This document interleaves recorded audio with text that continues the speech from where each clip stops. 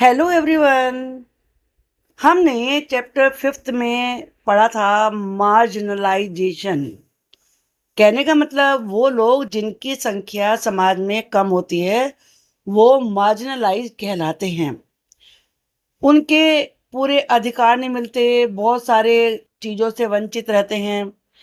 तो इन मार्जिनाइज लोगों ने अपनी समस्या का सामना करने के लिए क्या किया, किसने इनकी सबसे ज़्यादा हेल्प करी, यही हम इस चैप्टर जिसका नाम है कन्फ्रंटिंग, कन्फ्रंट का मतलब होता है सामना करना, मार्जिनलाइजेशन, यानी कि मार्जिनलाइजेशन का सामना किस तरीके से किया और सामना करने में सबसे ज़्यादा हेल्पफुल कौन हुआ, ये इस चैप्टर में हम पढ़ने वाले हैं। It is a very very important chapter जिससे कि आपको बहुत सारी चीज़ें अच्छे से समझ में आ जाएंगी।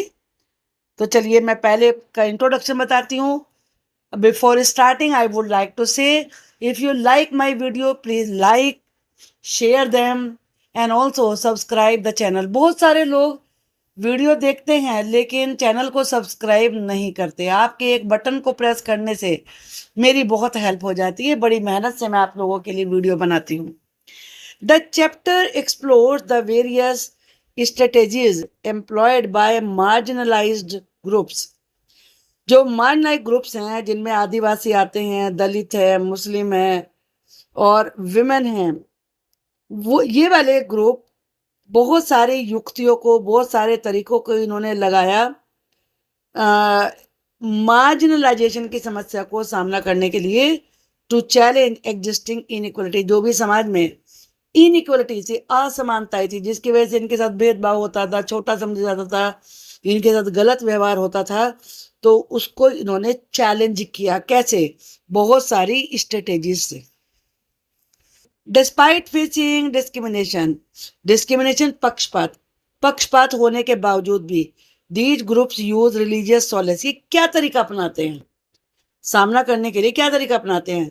एक तो धार्मिक सांत्वना, के धार्मिक रूप से अपने आप को कंट्रोल में रखें, पीसफुल रहें, क्वाइट रहें। आर्म्ड स्ट्रगल, हथियारों से भी संघर्ष किया।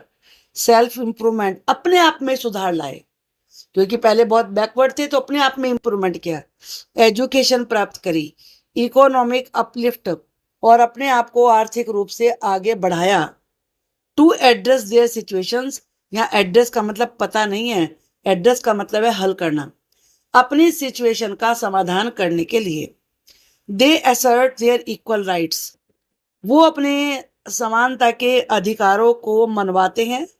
As citizens of a democratic nation, कि वो भी इस डेमोक्रेटिक नेशन के सिटीजन हैं।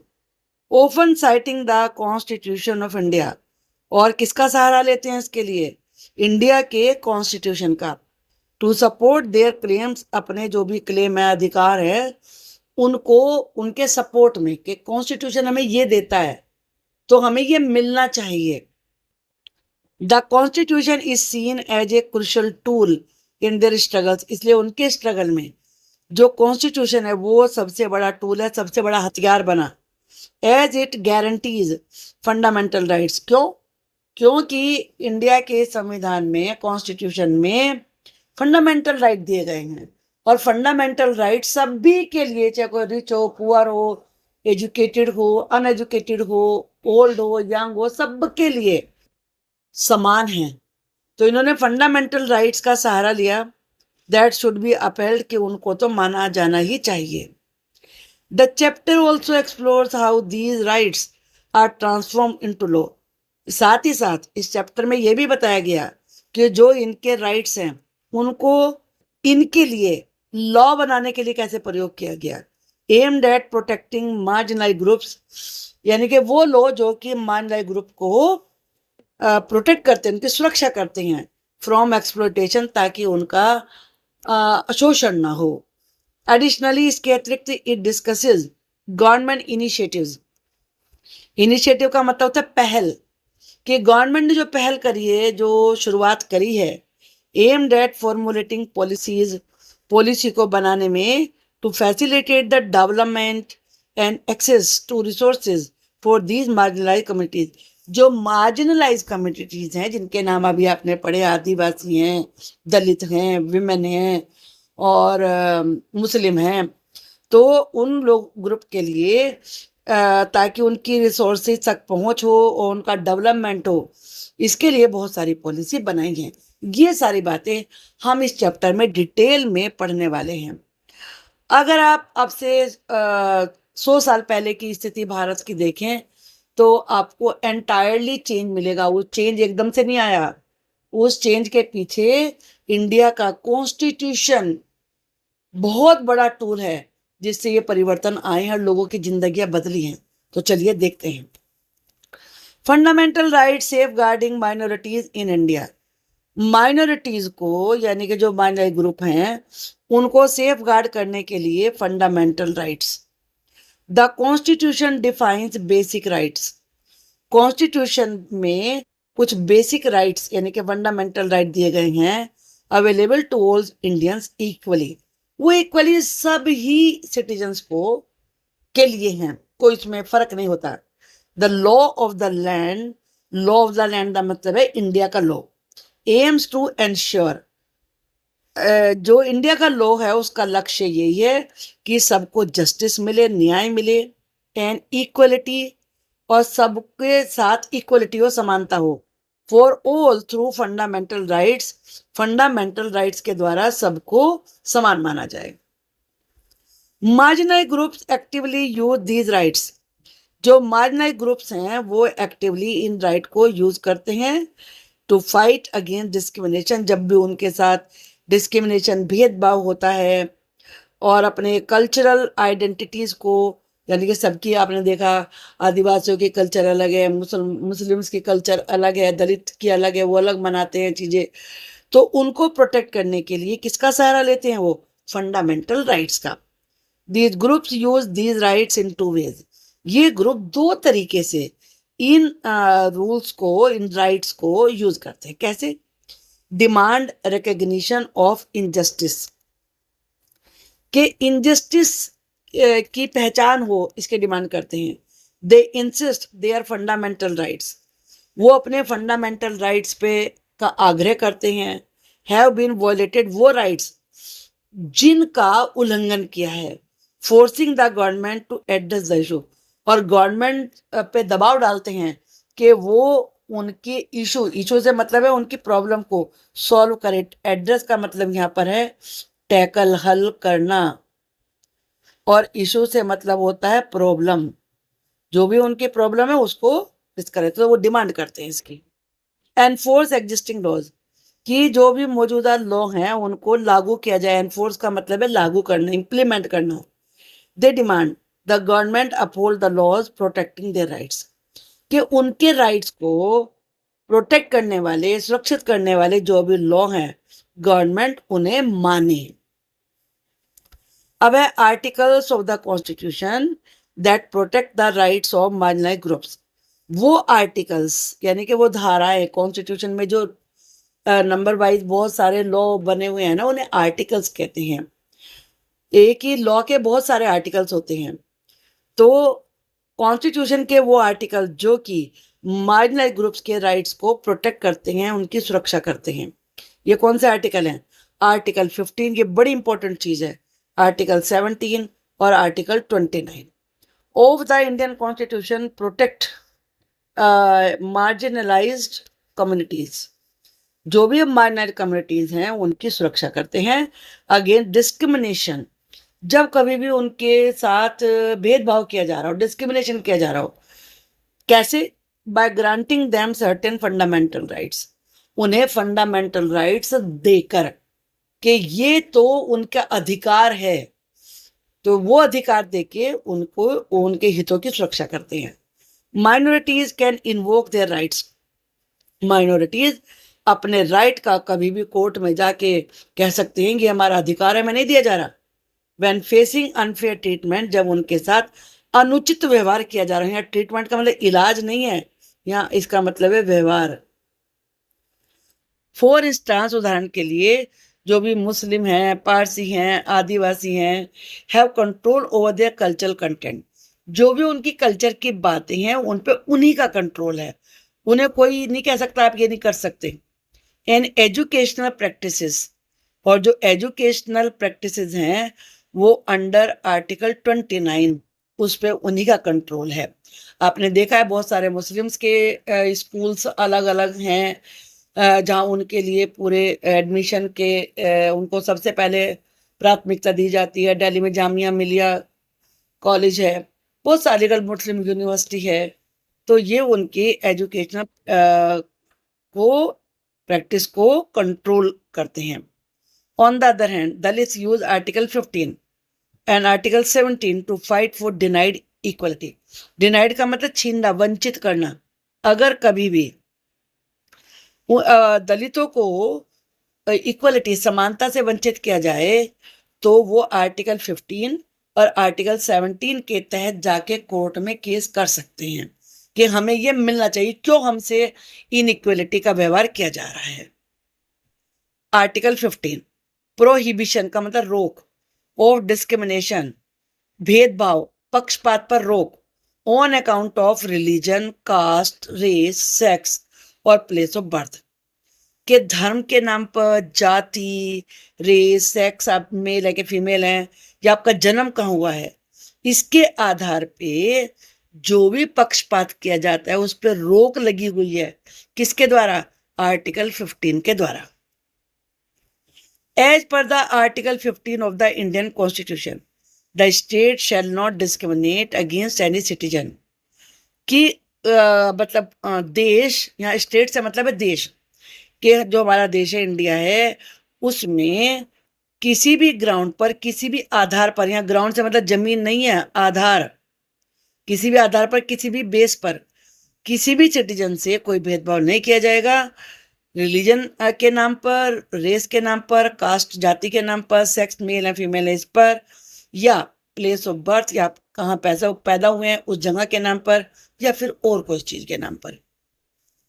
No citizen shall on grounds only of religion, race, caste, sex, place of birth, or any of them be subject to any disability, liability, restriction or condition। कि कोई भी नागरिक ना तो religion, race, caste, sex, place of birth के आधार पर उसे कोई जिम्मेदारी, कोई रोक नहीं होगी उसके ऊपर। कैसे? एक्सेस टू शॉप, कि उन्हें शॉप पर पहुंचना, पब्लिक रेस्टोरेंट में, होटल में, प्लेस ऑफ पब्लिक एंटरटेनमेंट, इन पे कोई रोक नहीं होगी उनके ऊपर कि वो इस धर्म के हैं, मेल है या फीमेल हैं, या कौन सी कास्ट के हैं, कहाँ पैदा हुए हैं, इन पे कोई रोक नहीं होगी। द यूज ऑफ वेल्स, ना ही इनके यूज पर, वेल, टैंक्स, बेदिंग घाट्स, नहाने के जो घाट होते हैं जैसे हरिद्वार में है, बनारस में है, road, places of public resort, maintain wholly और partly out of state fund, जो कि स्टेट फंड से बने हैं, dedicated to the use of general public, और जो जनरल पब्लिक के लिए जगह दे दी गई है वहां इन चीजों के यूज पर कोई रोक नहीं होगी, जो भी ये मार्जिनलाइज ग्रुप्स हैं उनके यूज पर। अब आर्टिकल 17 क्या कहता है? Abolition of untouchability. एबोलिशन का मतलब होता है समाप्त करना, समाप्ति। कि अनटचेबिलिटी की समाप्ति किससे, कौन से आर्टिकल से हुई है? वो है article 17। Article 17 of the Indian constitution guarantees the right to equality. जो आर्टिकल 17 है वो इस बात की गारंटी देता है कि सब को समान अधिकार है, to the citizens of the country by abolishing untouchability. कैसे? छुआछूत को खत्म किया गया, guaranteeing Dalit equal access to education. दलितों को एजुकेशन, टेम्पल्स, पब्लिक फैसिलिटीज पर पहुंचने का समान अधिकार है। Making the practice of untouchability A punishable offence. Offence का मतलब होता है अपराध, और अनटचेबिलिटी को एक पनिशेबल, जिसमें पनिशमेंट दिया जाएगा, ऐसा अपराध घोषित कर दिया गया है। मतलब अगर आप छुआछूत को अपनाते हैं तो आपके ऊपर केस चल सकता है, जेल हो सकती है। अब है article 29, protection of interest from minorities. जो माइनॉरिटीज हैं उनके इंटरेस्ट को, उनके हितों को, यहाँ इंटरेस्ट से मतलब है हित भलाई को प्रोटेक्ट किया गया। ये article 29। Any citizen residing in the territory of India, territory से मतलब है एरिया, कि जो भी कोई सिटीजन इंडिया की जमीन पर, इंडिया के एरिया में रहता है, रिजाइडिंग का मतलब है रहने वाला, लिविंग, और any part of the country, किसी भी कंट्री के पार्ट में रहता हो, वो हमारे कंट्री के किसी भी पार्ट में रहता हो, विद ए डिस्टिंक्ट लैंग्वेज, जिसकी लैंग्वेज अलग है, स्क्रिप्ट लिखने का तरीका अलग है, कल्चर अलग है, its own shall have the right to conserve the same, उसे अधिकार होगा कि वो अपने इन चीजों को अपनाए, मेंटेन रखे। यानी कि उनकी कल्चर है, क्या उनके लिखने का तरीका है, क्या उनकी भाषा है, वो उसे बोल सकते हैं। जैसे आदिवासी अलग भाषा बोलते हैं, तो आप उन्हें रोक नहीं सकते। No citizen shall be denied admission into any education institution. Denied का मतलब मना करना। किसी भी सिटीजन को किसी भी एजुकेशनल इंस्टीट्यूशन में, स्कूल कॉलेज में एडमिशन देने से मना नहीं किया जाएगा। मेंटेन बाय द स्टेट, जिन्हें गवर्नमेंट चलाती है, और रिसीविंग एड, एड का मतलब होता है मदद, हेल्प, और जिन्हें गवर्नमेंट से हेल्प मिलती है, यानी कि फंड मिलता है। On grounds of own religion, ना तो रिलीजन के आधार पर, ना रेस, ना कास्ट, ना लैंग्वेज या और कोई चीज है, किसी भी आधार पे आप उन्हें एडमिशन से मना नहीं कर सकते। Government initiatives for minority groups in India. India में माइनॉरिटी ग्रुप, ये गवर्नमेंट ने क्या स्टेप्स उठाए? The government of India implements laws. जो इंडिया की गवर्नमेंट है वो लॉ को लागू करती है, पॉलिसी लागू करती है, टू प्रोटेक्ट सिटीजन, सिटीजन्स को प्रोटेक्ट करने के लिए, और स्पेशली मार्जिनलाइज ग्रुप्स को प्रोटेक्ट करने के लिए। The union government and the state government devise specific scheme, devise का मतलब बनाते हैं, अलग अलग स्कीम बनाते हैं ट्राइबल लोगों के लिए, दलित पॉपुलेशन के लिए। एमिंग, क्या उद्देश्य होता है उसका? टू प्रोवाइड अपॉर्चुनिटीज, कि उन्हें अवसर दिए जाएं। अपॉर्चुनिटी कहते हैं अवसर, मौका। एंड एड्रेस इनइक्वलिटीज, और इनइक्वलिटी को दूर किया जाए। For instance, the government setup hostels for Dalit. Government ने दलितों के लिए, आदिवासी स्टूडेंट्स के लिए हॉस्टल बनाए हैं। To access education in distant location, ताकि वो दूर की जगहों से जब आए तो उन्हें एजुकेशन मिल सके। एडिशनली, इसके अलावा the government has a reservation policy, government ने रिजर्वेशन पॉलिसी अपनाई है। To uplift the social status of people, उन लोगों के सोशल स्टेटस को आगे उठाने के लिए, फ्रॉम अप्रेस्ड कास्ट, वो जातियां जिन पे काफी समय तक अत्याचार हुआ, एंड माइनॉरिटी कम्युनिटीज, और माइनॉरिटी कम्युनिटीज जिनकी संख्या कम है। Reservation policy in India, India में रिजर्वेशन पॉलिसी, ये चीजें आपको काफी सुनने को मिलेंगी जब आप अभी और 2-4 साल बाद के रिजर्वेशन क्या होता है। Reservation aims to create a level playing field by offering advantage to historically disadvantage groups. Reservation का उद्देश्य है कि जो भी काफी लंबे समय से डिसएडवांटेज्ड ग्रुप्स हैं, यानी कि जिन्हें पीछे रखा गया, उनके फायदे के लिए उन्हें एक आगे बढ़ने की जगह प्रदान करना उद्देश्य है रिजर्वेशन का। दिस पॉलिसी स्पार्क डिबेट, इस पॉलिसी से बहुत ज्यादा बहसबाजी हुई। Due to concerns about meritocracy, किस बात को लेके कि जब आप कम नंबर वाले को एडमिशन देंगे तो ऊपर जिसके ज्यादा नंबर हैं, मेरिट में है जो, उसे नहीं मिलेगा एडमिशन। मान लीजिए कहीं पे 10 सीट हैं, और उन 10 सीट में से जो 8 बच्चे हैं उनके तो 90 नंबर आए हैं, और 2 स्टूडेंट्स ऐसे हैं जिनके केवल 30 आए हैं, लेकिन वो 30 वाले जो हैं वो दलित ग्रुप के हैं, तो उस वाले जिसके ज्यादा नंबर है उसे एडमिशन नहीं मिलेगा, 30 वाले को मिल जाएगा, यानी कि जो मेरिट में था उसको नहीं मिला। तो चिंताएं थी मेरिट को लेके, एंड पोटेंशियल मिसयूज, और इसका मिसयूज हो सकता है। However, these arguments hold no water, या नो वाटर से मतलब है सही नहीं है ये तर्क, बिकॉज द डिस्क्रिमिनेशन परसिस्ट, क्योंकि पक्षपात तो अभी भी चल रहा है। There is a lack of representation till today. आज तक भी इन लोगों के प्रतिनिधित्व की कमी है। 10, to empower the oppress communities, जो पीड़ित, ऑप्रेस से मतलब आप समझ लीजिए पीड़ित, जो पीड़ित कम्युनिटीज हैं, दलित हैं, आदिवासी हैं, उनको शक्तिशाली बनाने के लिए, उनको पावर देने के लिए seats must be reserved in educational institutions, jobs and arms of the government. उन्हें सीटें उनके लिए रिजर्व करनी ही पड़ेंगी। कहाँ कहाँ? स्कूल कॉलेज में, जॉब में, और जो गवर्नमेंट के काम करने के लिए जो ऑफिसर होते हैं उनमें। मैकेनिज्म और रिजर्वेशन पॉलिसी। अब रिजर्वेशन पॉलिसी का मैकेनिज्म क्या है, तरीका क्या है? The government identify schedule caste, जिन्हें एससी कहते हैं, शेड्यूल ट्राइब जिन्हें एसटी कहते हैं, बैकवर्ड कास्ट जिन्हें बीसी कहते हैं, फॉर रिसीविंग बेनिफिट्स। इन तीनों को रिजर्वेशन का फायदा मिलता है। Applicants for education and government job need to approve their caste tribes status.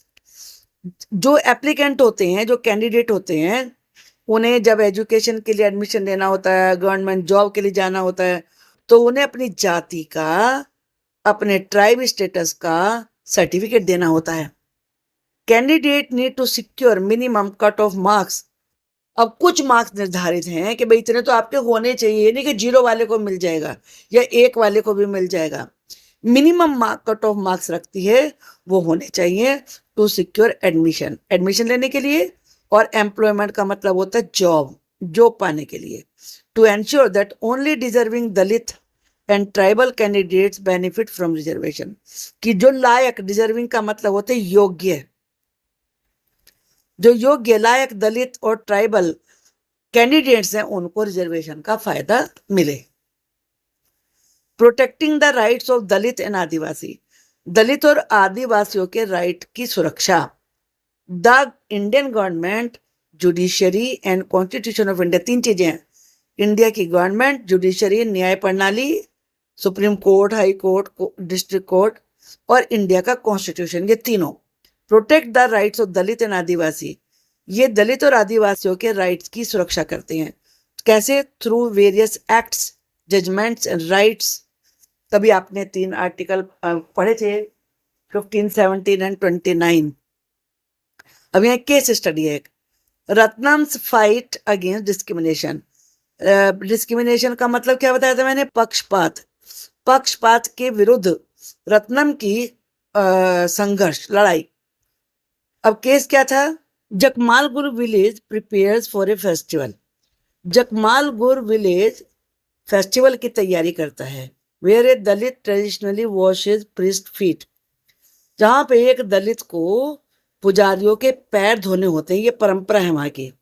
During the festival के दौरान a young Dalit man Ratnam, educated in engineering, एक युवा दलित मैन रत्नम जो कि जिसने इंजीनियरिंग की थी, refuses to perform the ritual, वो इस रिवाज को पूरा करने से मना कर देता है। साइटिंग इट डिस्क्रिमिनेटरी नेचर, ये कहकर कि उसके साथ पक्षपात किया जा रहा है। कॉन्सिक्वेंसेज ऑफ हिज रिफ्यूजल, उसके मना करने के परिणाम। कॉन्सिक्वेंसेज का मतलब होता है परिणाम। एंगर्ड विलेजेस ऑस्ट्रेसाइज का मतलब होता है बहिष्कार करना, यानी कि बाहर निकाल देना, बहिष्कार करना। रत्नम एंड हिज फैमिली, के गुस्से में भरे हुए गांव वाले रत्नम और उसकी फैमिली को का बहिष्कार कर देते हैं। हिज हट इज बर्न डाउन, उसकी झोपड़ी को जला देते हैं। आफ्टर बीइंग डिस्क्रिमिनेटेड अगेंस्ट, इस प्रकार से पक्षपात होने के बाद रत्नम फाइल्ड ए केस। रत्नम ने केस फाइल किया under schedule caste and schedule tribe prevention of atrocities act. ये एक्ट का नाम था एट्रोसिटीज, का मतलब होता है अत्याचार, कि जिसमें कि जो दलित हैं उनके ऊपर अत्याचार नहीं होगा, उसकी रोकथाम को लेके जो एक्ट था, जो कि 1989 में पास हुआ था, वो केस फाइल कर देता है इस एक्ट के तहत। After filing a report under the act, media attention brought the issue to light. जब ये रिपोर्ट इस एक्ट के अंतर्गत फाइल की जाती है तो पूरा मीडिया से मतलब है टीवी, न्यूज़पेपर, ये सब इस इशू को उठाते हैं। द रिचुअल वाज स्टॉप, और ये रिचुअल बंद हो गया। However, Ratna's family was forced to leave due to ongoing ostracization. Ostracization बहिष्कार, ongoing continued, जो बहिष्कार चलता रहा, उसकी वजह से रत्नम की फैमिली को वो गांव छोड़ के जाना पड़ा। Scheduled tribe prevention of atrocities act 1989, यानी कि शेड्यूल्ड ट्राइब पर अत्याचार बंद होना, उस पर रोक लगना। The act was enacted to address historical mistreatment. Mistreatment का मतलब बुरा बर्ताव। ये एक्ट इसलिए बनाया गया था ताकि जो पुराने समय से शेड्यूल्ड ट्राइब के साथ गलत व्यवहार हो रहा है, बुरा बर्ताव हो रहा है, हिंसा की जा रही है, face by Dalit and Adivasi, जिसे आदिवासी दलित दोनों ही फेस कर रहे थे। It was a response to increase assertion of rights by these communities in the 1970s and 80s। 1970s में और 80s में इन कम्युनिटीज ने अपने अधिकारों के लिए आवाज उठाई, तब ये कानून बना था। ऑब्जेक्टिव्स ऑफ द एक्ट, इस कानून के ऑब्जेक्टिव का मतलब होता है उद्देश्य, क्या थे? पनिश परपेट्रेटर्स, परपेट्रेटर्स का मतलब होता है बढ़ावा देने वाले, बढ़ावा देने वाले of crimes against Dalit and Adivasi, Dalit और आदिवासी के विरुद्ध जो क्राइम को बढ़ाने वाले लोग हैं उनको पनिशमेंट दिया जाए। डेटर का मतलब रोकना, स्टॉप। सच एक्ट्स थ्रू स्ट्रिक्टर पनिशमेंट, और सख्त से सख्त पनिशमेंट देके ऐसे कामों को बंद किया जाए, रोका जाए। Raise awareness about the gravity, gravity का मतलब है सीरियसनेस, गंभीरता ऑफ दीज ऑफेंसेस, इन अपराधों की गंभीरता के बारे में जागरूकता लाई जाए। की क्लोजेस ऑफ द एक्ट, अब इस एक्ट में क्या क्या मेन चीजें, की से मतलब यहां पर है मेन पॉइंट्स कौन से हैं इसके? ह्यूमिलिएशन, यानी कि इंसल्ट करना, अपमान, बेइज्जती। इंक्लूड, क्या क्या इसमें शामिल है? फोर्सिंग कंजम्पशन ऑफ इनएडिबल सब्सटेंसेस, जो चीजें खाने योग्य नहीं है उनको जबरदस्ती खिलाना। स्ट्रिपिंग, कपड़े उतार देना। पब्लिक ह्यूमिलेशन, सबके सामने बेइज्जती करना। एक्सप्लॉयटेशन, अत्याचार। पेनलाइजेस रॉन्गफुल लैंड सीजर, गलत तरीके से किसी जमीन को हथियाना, सीजर का मतलब है हथियाना। एंड फोर्स लेबर, जबरदस्ती लेबर करवाना। वायलेंस अगेंस्ट वुमेन, विमेन के विरुद्ध हिंसा। Addresses sexual assault against Dalit and Adivasi women, जो दलित और आदिवासी वुमेन हैं उनके ऊपर अटैक करना। असल्ट का मतलब है असॉल्ट कहते हैं अटैक करना।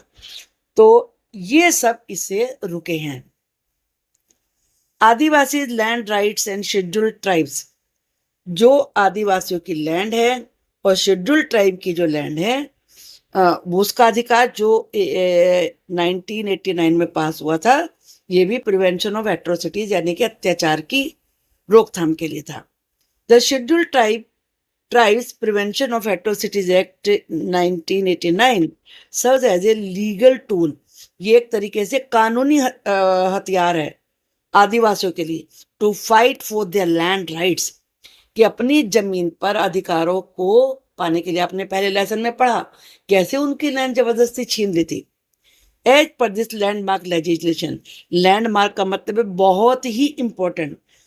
लेजिस्लेशन का मतलब क्या होता है? लॉ, कानून। से anyone other than an Adivasi, कि कोई भी आदिवासी को छोड़कर और कोई व्यक्ति ऑक्यूपाइंग ट्राइबल लैंड इलीगली, अगर वो गलत तरीके से ट्राइबल की लैंड लेता है, विल बी पनिश्ड, दंड मिलेगा। This provision was included under the act after Adivasi activities highlighted the role of state government in land rights violation. जब कुछ जो आदिवासी कार्यकर्ता थे, एक्टिविस्ट का मतलब कार्यकर्ता, उन्होंने इसलिए आवाज उठाई कि सरकारें ही लैंड राइट्स का उल्लंघन कर रही हैं, तब ये कानून बना था। आई होप कि आपको ये सारे इंपॉर्टेंट पॉइंट्स अच्छे तरीके से समझ में आ गए होंगे। Thank you for watching the video.